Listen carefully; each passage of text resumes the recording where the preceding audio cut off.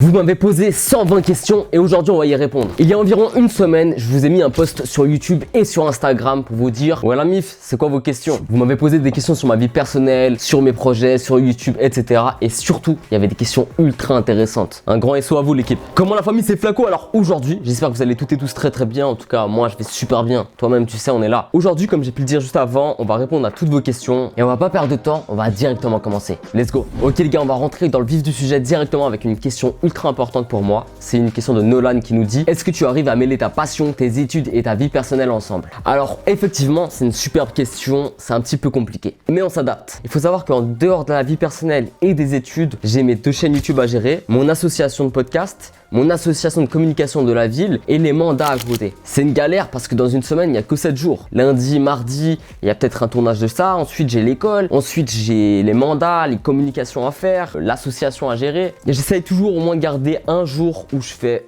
rien, je fais du montage, mais au moins je vois la famille, je vois les amis bien sûr. C'est un petit peu complexe du coup. Future question de G-Boy, allez le suivre les gars. Il nous dit: est-ce qu'un jour on aura l'occasion d'écouter Big Flaco poser sur une prod? Et les gars, vous-même vous savez, ça fait depuis toujours que j'ai toujours voulu tester ce que c'était de poser un son. Donc franchement, 2024, je fais un son. Faut savoir que j'ai été je ne sais combien de fois dans un studio, mais j'ai jamais été derrière le mic. Jamais de la vie. Franchement, même pas pour Gaulerie, j'ai été comme ça avec le casque, rien du tout. Mais franchement, je pense que je vais vraiment enregistrer un son pour Gaulerie, mais bien sûr un truc sérieux, vraiment écrit. Je dis Gaulerie, c'est-à-dire que ça sortira pas sur les plateformes, ça sortira peut-être même pas, ou peut-être sur, à la limite YouTube, une vidéo YouTube, mais ça s'arrêtera là. Donc les gars, je pense sûrement en 2024. Mais vas-y, ça reste entre nous. Arrose nous dit: c'est quoi ton Instagram et ton Discord? S'il te plaît, j'en ai besoin. Je te fais une passe D pour la vidéo. Et les gars, j'ai fait exprès, c'est une passe D. N'hésitez pas à me suivre sur Instagram, ça apparaît juste là, sur TikTok et mon Discord en description. Si vous n'avez pas pu me poser une question, pas de souci, en fin d'année, il y aura une vidéo FAQ, mais que sur Instagram. Voilà, n'hésitez pas à me suivre sur Insta. À la bien. Ensuite, il y a Jérémy qui nous dit: tu préfères percer sur YouTube et gagner ta vie dessus ou gagner ta vie en lançant ta boîte de prod? Franchement, c'est une ultra bonne question. Franchement, je pense que je préfère percer sur YouTube. YouTube, c'est ce qui me fait vibrer le plus. Ça fait presque 10 ans que je suis sur YouTube, donc si je pourrais vivre de ça, de partager ma passion à une communauté, ça me ferait trop plaisir. Une boîte de prod, pourquoi pas? Faire tout ce qui est clip, mais on va en revenir. Je crois qu'il y a une autre question par rapport à ça, et ça, je vais y répondre juste après. Et tu nous dis: quand tu es en fatigue mentale suite à de la pression, études, projets, etc., c'est quoi qui te permet de te régénérer, pardon? Alors ça, c'est aussi une bonne question. Je pense que c'est la famille, les amis. C'est l'entourage en fait. Sortir un peu de ce cocon de vas-y, il faut que je fasse tel montage, tel tournage bientôt. Ok, il me reste 2 jours pour finir, donc je dois faire une nuit blanche. Donc je pense que c'est vraiment la famille. D'ailleurs aujourd'hui, ce soir, je suis en famille. Ça va me permettre de me régénérer. À la bien. Prochaine question de Nabil. Avant toute chose, respect pour les 1K. Merci mon ref. Aimerais-tu avoir cette étiquette de clipper, clip maker? Ah ouais, c'est ça, pour en revenir à ça que j'avais vu. Donc franchement, je crois pas. Je pense que le clip making, c'est un truc qui me plaît entre guillemets parce que ça permet de développer ma créativité et c'est une autre expérience que j'adore. Mais je pourrais pas faire ça toute ma vie, je pense. Je pourrais faire ça de manière occasionnelle, de temps en temps. Donc franchement, je crois pas que je voudrais avoir cette étiquette de clipper tout le temps. Tu vois, moi ce que j'aime, c'est les vidéos YouTube, de temps en temps faire des clips, filmer des concerts, j'adore ça. Être avec Medji, faire des documentaires, j'adore ça. Mais clip maker H24, c'est-à-dire peut-être faire un clip par semaine, ça je pense que je pourrais pas. As-tu un youtubeur dont tu étais fan à l'époque et que tu es devenu pote avec? Alors ouais, il y a Mister J26 à l'ancienne, maintenant il se nomme Aleister Joe, le GOAT pour moi. Il a 20K sur YouTube. C'était franchement, je me rappelle en 2016, c'était mon exemple et franchement je l'admire toujours autant aujourd'hui. Je suis vraiment fan de ce qu'il fait. Je me rappelle en 2016, comme je disais, j'étais un viewer fan, je regardais toutes ses vidéos. C'était un exemple quand je faisais mes vidéos GTA. La Team Dauphin, tu te rappelles si tu passes par là? Un grand SO à toi mon ref, hein. Franchement t'es un exemple et depuis toutes ces années tu l'es toujours. Un gros SO à Michael qui nous dit: qu'est-ce qui t'a fait démarrer YouTube et surtout qu'est-ce qui te motivait et te motive? Donc pour commencer, il faut savoir qu'en 2014 j'ai commencé YouTube sur ma première chaîne qui se nomme Fire Danny. J'ai commencé parce que j'étais quelqu'un de très timide et j'avais besoin de quelque chose qui me permettait de sortir tout ce que j'avais là et de m'exprimer, et les vidéos ça m'a aidé de ouf. Il faut savoir qu'à cette époque là, j'imitais déjà pas mal de youtubeurs sur mes gameplays, je commentais alors que je filmais pas, et un jour ma mère m'a offert le Elgato HD60 pour rec mes vidéos et c'est là que tout a commencé. Donc je pense qu'il y a 3 raisons pour mon lancement: c'est de vaincre ma timidité, j'étais fan de Super Connard, je voulais faire des vidéos best-of, et troisièmement c'était un ref qui se nomme Babacar qui m'a donné envie parce que c'était le premier que je connaissais dans la vraie vie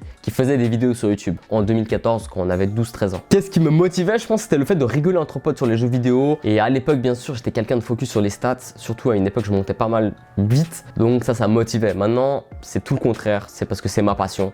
J'aime tellement faire des vidéos que je me focalise plus du tout sur le nombre de stats. Je me mets plus aucune pression, c'est juste partager ma passion qui est la vidéo, qui est la musique pour le moment. Faire ce qu'on aime, c'est ça qui est important les gars. Si vous aimez faire un truc, faites-le les gars. Ne pensez pas au regard de telle ou telle personne. Faites-le, mettez-vous pas de pression. Si vous avez un but et il vous faut de la pression, utilisez cette pression pour vous pousser vers le haut. Continuez comme ça et faites ce que vous aimez, c'est plus important. Ensuite, il y a une question de Anna qui nous dit: pourrais-tu te présenter et parler de ton parcours avant Flaco pour celles et ceux qui t'ont découvert récemment? Faut savoir que j'ai commencé YouTube, comme je disais avant, en 2014. Je faisais du jeu vidéo, j'avais 13 ans, vidéo, gaming, je faisais des vlogs, des vidéos entre potes, on avait la Team Fire à l'ancienne. Je faisais pas mal de collaborations avec des youtubeurs, c'était vraiment une période en or. Et j'étais vraiment à fond dans le YouTube game, on nous invitait dans des events alors qu'on avait que 15 ans. Par Games Week, c'était incroyable, on se réunissait avec d'autres youtubeurs. Et ensuite, on grandit, donc je te le fais brièvement. Entre 2013 et 2018-2019, c'est ce que je faisais. Et ensuite, en 2020, lors du confinement, j'ai décidé de me lancer une nouvelle chaîne YouTube qui se nomme Flaco, celle de maintenant. Et en 2020, c'était un tout nouveau Dany. Je voulais vous parler de ma nouvelle passion qui était la musique. Depuis toujours, j'aimais beaucoup la musique, j'écoutais, mais sans plus. Mais ensuite, je me suis vraiment approfondi sur ce qui se passait dans le monde musical. Donc j'ai commencé à lire des livres, j'en ai plusieurs à me documenter et c'est pour ça que je me suis lancé sur cette nouvelle chaîne YouTube. Ah, prochaine question du frérot qui nous dit: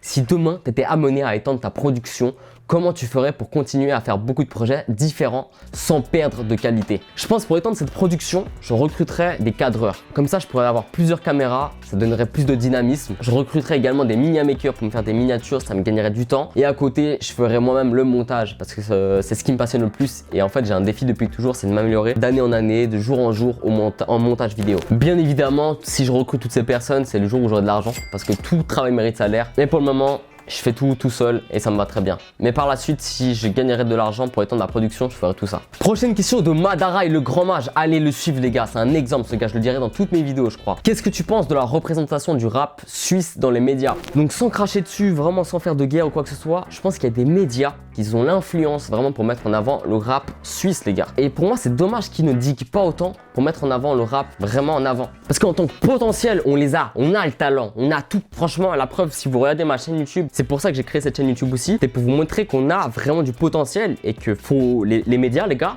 mettons en avant ce qu'on a ici. Donc ça serait bien que les gros médias puissent se focaliser dessus. Et heureusement qu'on a des petits médias pépites comme Swap Industrie, Mute Radio, Rap Reporter qui vont diguer, qui vont mettre en avant les artistes du coin. Et ça, je remercie. Donc je pense qu'en tant que représentation du rap suisse dans les médias, on n'est pas encore là. Prochaine question du frérot SR Music, donc qui nous pose une question similaire.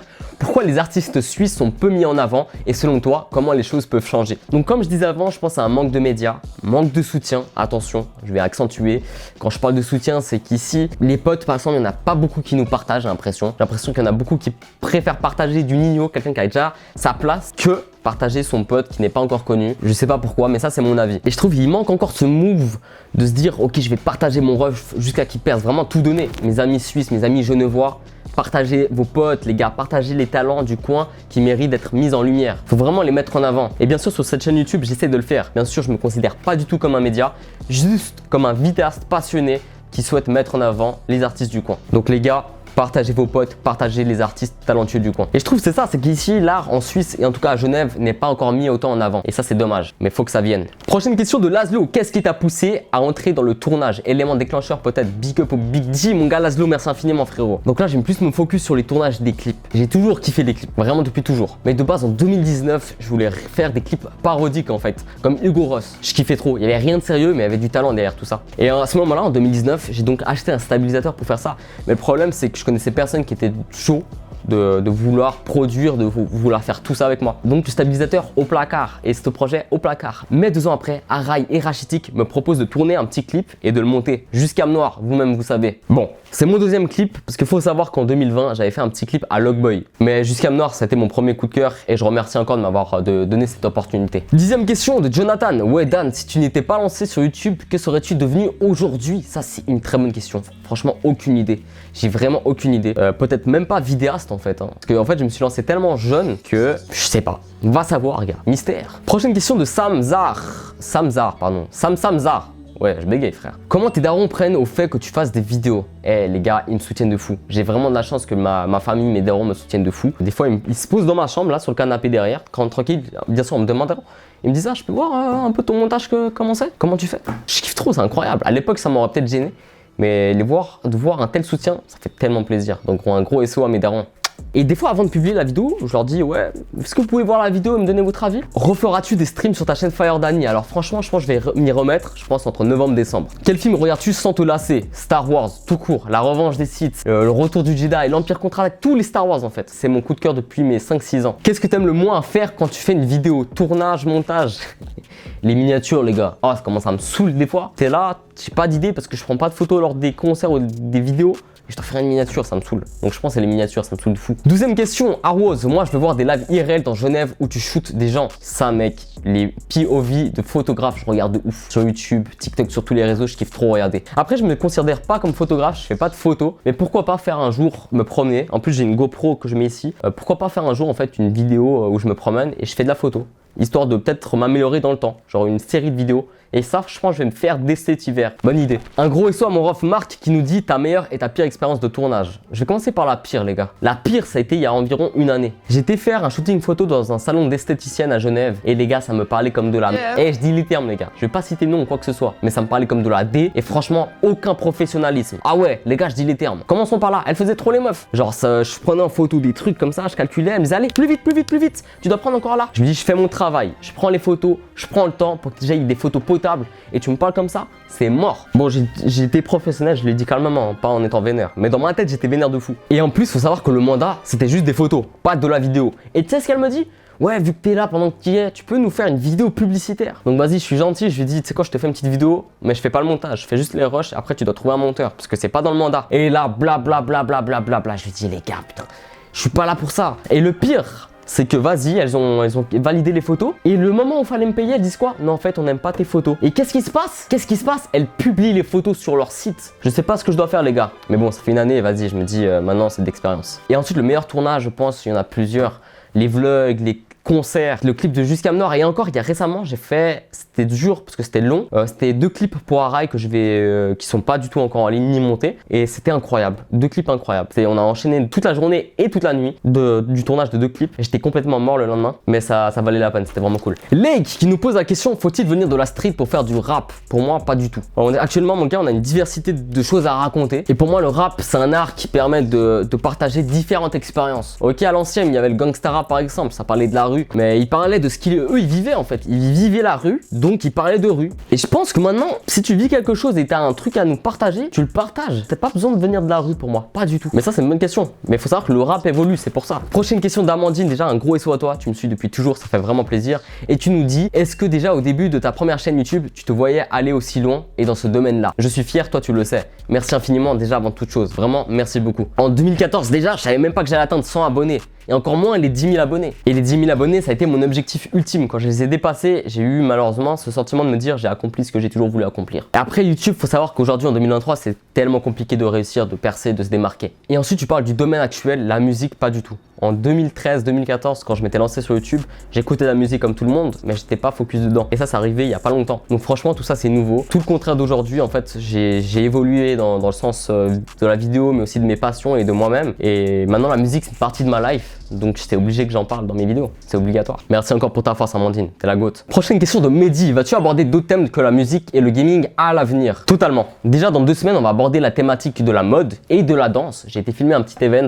où il y avait de la danse, il y avait de la mode et il y avait même une chanteuse qui se nomme Luana Garcia. Donc on sort vraiment de cet aspect de rap et c'est ce que je vais essayer de faire pour 2024. Me diversifier dans le contenu et dans les sujets. Et je vais aborder la photographie, je vais aborder le cinéma. Il y a pas mal de choses qui vont arriver par la suite. Prochaine question de Rachitik, les frères le sang. C'est quoi tes objectifs ultimes et t'es chaud on les réalise ensemble? Mes objectifs ultimes, c'est de nous voir réussir, mon frère. Toi-même, tu sais, c'est de nous voir réussir. Donc, ça me paraît tellement pertinent de dire qu'on va le faire ensemble et on va clairement les réaliser ensemble. Et franchement, ouais, ces objectifs, c'est de pouvoir vivre de notre passion, vivre de la vidéo, de la musique et profiter un max de cette vie. Profiter un maximum sans regret, faire tout ce qu'on aime et profiter et avoir une belle vie. Ça, c'est les objectifs. Il y a aussi un accomplissement de fou pour checker le Danny de 2014, c'est d'atteindre les 100 000 abonnés pour avoir le trophée à la maison, pour dire 10 ans après, 15 ans après sur YouTube, ça ferait plaisir d'avoir ce trophée pour avoir une trace de tout ça officielle. Prochaine question, tu préfères ketchup ou mayo? Ketchup ou mayo? À la bien. La tête de homme les gars, vous voyez votre ketchup et la mayo? Question de OG Beats le gars, c'est quand tu passes sur Panama G, c'est vrai ça frérot, faut que je passe au plus vite. Ça me manque de ouf, c'est une ville qui me motive énormément. Donc je vais essayer de passer je pense 2024 par là. Prochaine question du Big Boss qui se nomme Soren, allez le suivre les gars. Il nous dit à part le rap, tu te butes à d'autres styles de musique? Bien sûr, je me bute à tellement de styles de musique. Déjà, des musiques de mon pays, la cumbia par exemple, le jazz, le blues, la pop, j'écoute vraiment de tout. Et là, j'ai pas, hein, mais j'ai des vinyles. Je me pose des fois d'écouter des sons, mais surtout, je kiffe trop la musique de mon pays, la cumbia, toutes les sonorités un peu sud-américaines. Donc ouais, carrément, j'écoute vraiment plein de choses. Prochaine question de Mionboy qui nous dit: d'où vient ta passion de créer du contenu et de filmer? Un projet, une personne en particulier t'a motivé? Donc je pense que ma passion de créer du contenu vient du fait que j'aimerais vous partager des moments inoubliables et de vous partager en fait aussi mes connaissances. Ça, c'est tellement important pour moi, le partage, les gars, le partage. C'est ce que je kiffe faire et de vous proposer comme contenu. La vidéo, ça me permet de capturer des moments éphémères et en fait de les rendre éternels. Alors avant toute chose, tu te sens comment actuellement? Merci de poser cette question, ça va bien. Et as-tu déjà été dégoûté de la vidéo dû à de la pression ou autre? Bonne question ça aussi. Donc ouais, franchement, je pense il y a des jours où quand j'ai des tournages tous les jours, à un moment donné, je sature. Donc je me dis là, frérot, j'en ai marre. J'ai besoin de me poser au moins une demi-journée. Et là, il y a une période où pendant 2 semaines, je taffais du lundi au lundi, donc même les dimanches, et c'était complexe pour moi, j'étais KO. Et une autre question, désolé de te poser ça, mais comment vis-tu le décès de quelqu'un? Waouh, ça c'est fort. Comment dire? Donc le décès, c'est malheureusement quelque chose que j'ai vécu une dizaine, voire une vingtaine de fois dans ma vie. J'ai perdu énormément de proches ces 2 dernières années. Si je dois vous dire Non, en fait, je vais pas vous dire. J'ai perdu beaucoup de membres de ma famille. J'ai perdu des amis également. C'est quelque chose qui te casse, qui te met à genoux. Mais les expériences, en fait, à force de perdre des personnes, c'est triste les gars ce que je vais vous dire. Mais à force de perdre des personnes, j'ai su comment me relever et avancer. Mais bien sûr, t'as un point là, toute ta vie. Et je l'ai toujours. Ces blessures du cœur, elles vont pas se guérir comme ça. Mais heureusement que maintenant, je sais aller de l'avant. Je vais vous donner l'expérience de mon oncle, par exemple, qui était pour moi mon exemple, qui l'est toujours pour moi mon exemple. J'étais effondré en fait, et je le suis toujours autant, car c'était mon exemple aussi. C'était un musicien, c'était un photographe, c'était un vidéaste, c'était un artiste. Et c'était vraiment une personne qui me donnait énormément de force. Mais grâce à Star Wars, j'ai su comment faire mon deuil. Vous voyez, quand Obi-Wan meurt, il va guider Luke Skywalker à travers la force. Et c'est ce que je ressens avec mon oncle. À travers la force, il me guide dans toute la vidéo, dans tous ces projets-là. Et là, récemment, j'ai perdu un ami à moi. Ce qui est important, c'est être unis et être entouré. Prochaine question de Sahil qui nous dit: frérot, c'était comment de travailler en Securitas? Et franchement, une magnifique expérience. Franchement, je vais pas vous cacher, c'était une très belle expérience. J'ai appris à forger aussi un mental, à être responsable. Ça, c'était ultra important. Prochaine question de Maxime qui nous dit: frère, j'ai une question pour ta vidéo. Où, comment te vois-tu dans 10 ans? Waouh, la claque que je me prends là. Dans 10 ans, faut savoir, j'aurai 32 ans. Bordel de merde. L'autre fois, j'ai réécouté une FAQ à moi qui date d'il y a presque 10 ans, qui disait genre à 25 ans, j'espère avoir fini mes études. À 32 ans, j'espère avoir réussi mes études pour être éducateur ou réussi dans la vidéo. Donc aussi à 32 ans, j'aimerais bien trouver une meuf. Et si j'ai un travail, santé, une gadget, 32 ans, j'envisagerais peut-être d'être daron. Hein. Quand ça viendra, quand ça viendra. Le temps passe tellement vite, bordel. Prochaine question de ma sœur. Quels sont tes projets qui te tiennent à cœur? Donc mes projets qui tiennent à cœur le plus, c'est vrai que c'est une partie de ma vie, c'est YouTube. Donc je pense que c'est YouTube. J'aimerais tellement développer mes projets perso. Ensuite, qu'est-ce que tu aimerais réaliser, accomplir dans ta vie personnelle? Je pense que c'est de continuer d'avoir cette joie de vivre, réussir mes études, former une famille et voilà, être en famille toujours. Et quelle est ta sœur que tu préfères? Alors là, t'insinues que j'ai une deuxième sœur cachée là? Je suis adopté là? Question de Bled Lerov qui nous dit: c'est quoi ton plus grand rêve? Donc franchement, je pense c'est gagner suffisamment d'argent et un jour acheter un quartier entier pour toute ma famille.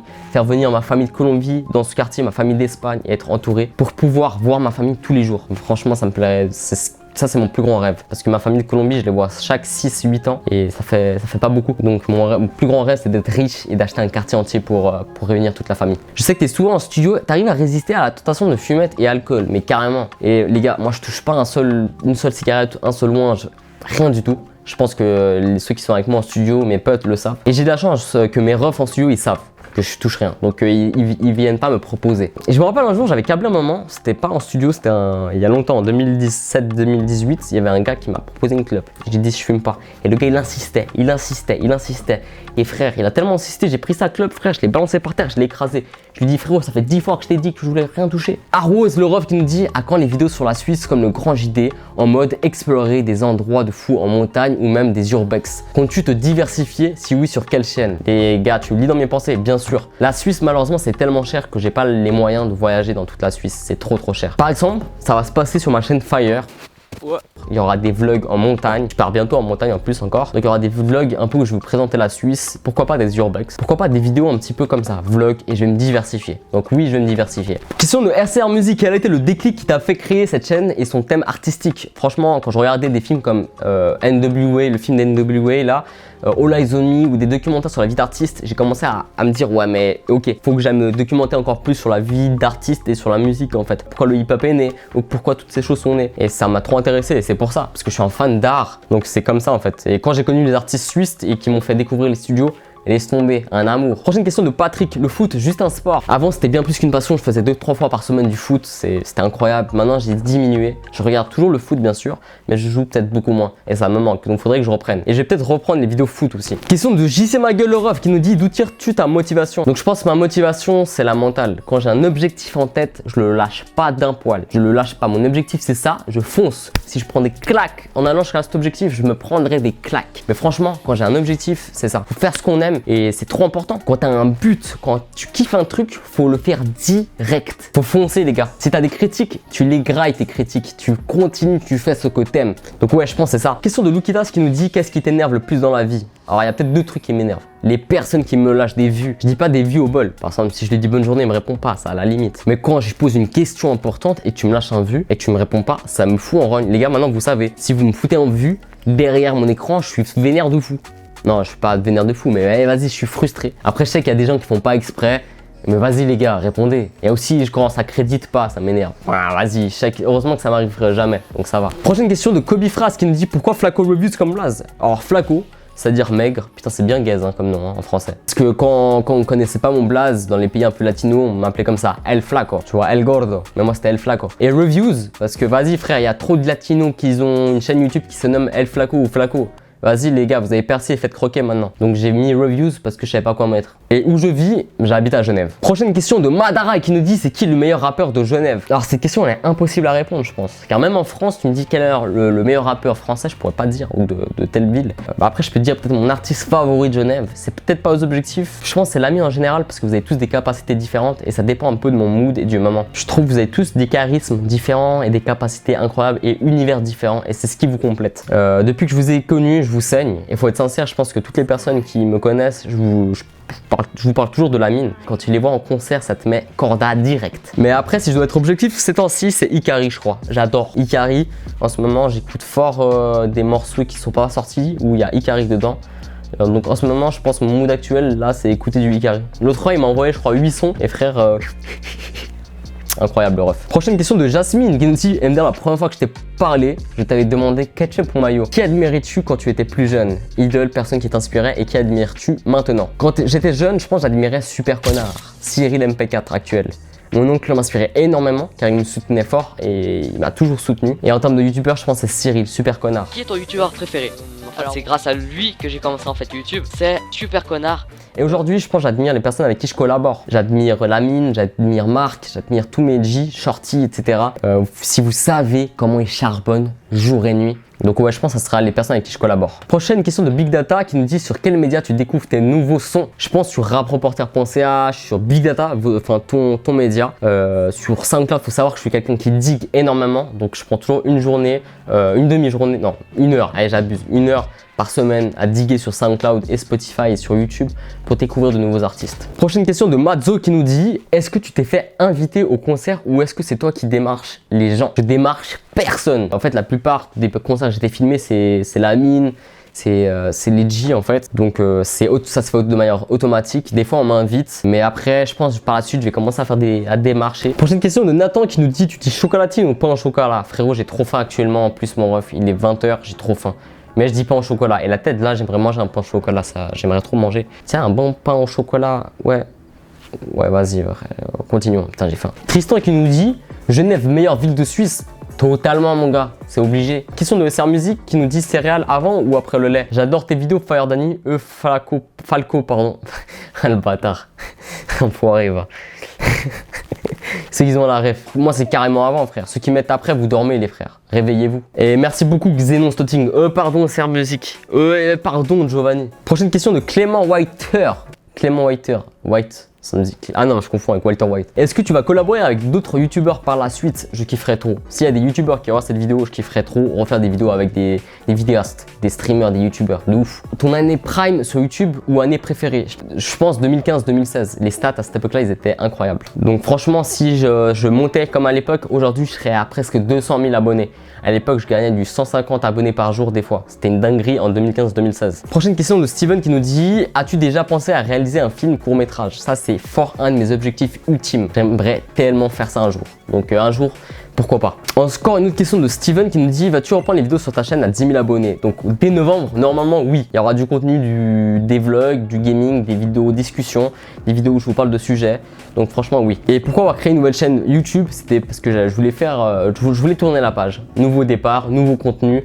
Nouveau Dany. Et vu que je sais que tu vas répondre de manière vague, je te pose une deuxième question: c'est qui ton rappeur suisse de moment? Donc en ce moment, hormis les artistes de Genève, comme Lamine, etc., je pense que c'est Lake. Lake, j'écoute fort. Si tu passes par là, mon gars, je t'écoute fort, frère. Son projet là, Salle d'attente, je l'ai beaucoup écouté et là, je suis à fond sur Les larmes coulent. Incroyable ce morceau. Je l'écoute tout le temps. Depuis qu'il est sorti, je l'écoute tout le temps.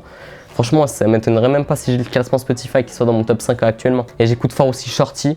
Un artiste que j'aime beaucoup. Moi j'ai cité Ikari, j'ai cité bien sûr Lamine, mais ça me paraît évident, je vous le dis tout le temps. Donc là c'est pour citer un peu d'autres blazes. Prochaine question de Shadow Promise qui nous dit: quand t'as commencé, c'était quoi ton but à atteindre ton niveau final, genre? Et si jamais il a changé ton but en grandissant, c'est quoi ton nouveau but à présent et pourquoi il a changé? Alors au départ c'était vaincre ma timidité, ce que j'ai complètement réussi à faire, et de passer des bons moments à faire des vidéos avec des personnes que je kiffe, et c'est ce que j'ai pu faire parce que en faisant avec ma Team Fire à l'ancienne, je kiffais trop.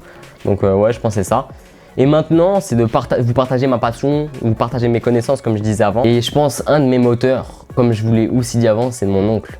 Je pense tellement à lui, et quand je pense à lui et quand je suis sur mon canapé, je pense à lui, c'est un truc qui me motive parce que c'est quelqu'un qui me motivait énormément. Prochaine question de Gabanito qui me dit: est-ce que tu as des moments, tu as des envies d'arrêter YouTube ou des projets? Si oui, pourquoi? Alors YouTube, il y a peut-être 6 ans en arrière, il y avait des phases où je voulais complètement arrêter. Mais là, aujourd'hui, c'est tout le contraire. Alors c'est vraiment tout le contraire. Là, j'ai jamais autant voulu faire des vidéos. Et que fais-tu comme études? Je fais des études pour être éducateur. Donc là, dans une année, je commence le bachelor si tout va bien. Parce que je me suis complètement réorienté. Avant, je faisais un truc totalement différent. Zirko qui nous dit: tu penses quoi de Nekfeu en général, sinon force mon ref? C'est un très bon artiste que j'écoute plus depuis longtemps. Mais j'aimais beaucoup, enfin j'aimais bien. Là, j'écoute vraiment plus. Mais il y a des bons artistes, franchement, un très bon artiste. J'ai pas vu en plus son documentaire encore sur Netflix, faudrait que je le regarde. Prochaine question de John qui nous dit: tu te rappelles de moi? Bien sûr, je me rappelle de toi, à l'ancienne, bien évidemment. Sur tes lives GTA 5, c'était juste pour te dire que tu as grandi, dis donc. Putain, le temps il passe, en 2015, heureusement qu'on a grandi. Mais là, c'était une très belle époque, on a grandi, mentalement, physiquement, je suis toujours petit frère. Mais on est là. Et franchement, c'était une belle époque GTA. Quand on était des centaines sur mes streams à l'époque, c'était des moments inoubliables, des moments en or. Question de Nolan: tu arriverais à créer une playlist Spotify avec tous les meilleurs sons? Ça, je ferais avec plaisir. Je vais en créer une bientôt, je pense. Question de Loïc: tu m'épouses? Question de Ali: tu peux faire un clip à Bellevue et que je sois dedans juste 2 secondes, ça me va. Tueur, vas-y chaud, trouve-moi l'artiste qui est chaud de faire un clip et ensuite vas-y, let's go. Vas-y. Question de Kaiser: tu bouges quand sur Twitch? Je t'attends fort, frérot. Puis sinon, t'es l'Ice-T Mogro? Tu es lequel? What? Ah, Migros. Déjà, je suis Ice-T Pêche Citron. Ah merde, je sais pas en fait. Et Twitch bientôt. Je pense très bientôt, je me lance sur Twitch. Question de Proxy qui nous dit: que penses-tu de mon parcours, de moi en général et de la détermination que j'ai dans la vie de tous les jours? Franchement, c'est un parcours respectueux. Je te respecte énormément, frère, et j'espère vraiment te voir au plus vite. Question de Luca: t'en penses quoi de Lockboy dans la vie?